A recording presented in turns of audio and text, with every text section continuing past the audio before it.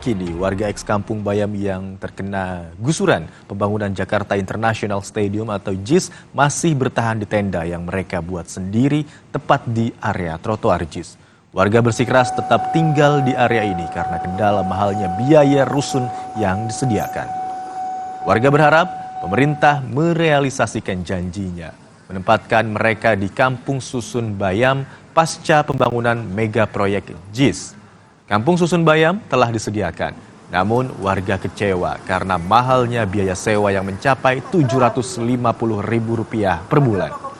Warga meminta keringanan tarif, dan hingga kini warga bersikeras berada di lokasi dan rencananya segera dilakukan penertiban dari pemerintah mengingat agenda pembenahan trotoar JIS jelang gelaran Piala Dunia U17 November mendatang.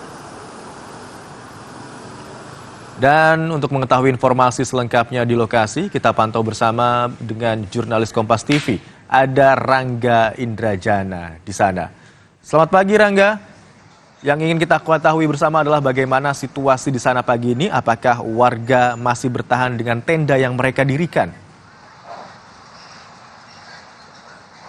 Baik ya, selamat pagi Imron dan saudara. Meskipun hari terakhir pembongkaran mandiri sudah berlalu, yakni Jumat kemarin, masih terlihat tenda warga yang bertahan di lokasi Kelurahan Papanggo, tepatnya di sebelah trotoar Jakarta International Stadium. Dari perbincangan kami dengan warga di sana, ada kira-kira 11 kakak yang ada di dalam tenda yang terlihat di belakang saya ini.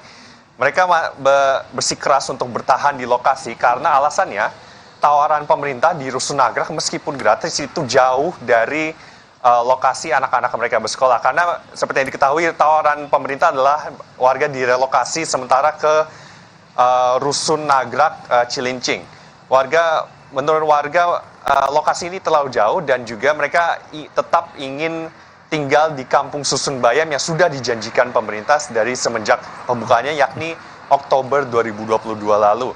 Rusun Nagrak ini mereka menurut warga adalah bisa dibilang penempatan sementara sebelum mereka ingin dipindahkan kembali ke Kampung Susun Bayam yang terletak di dekat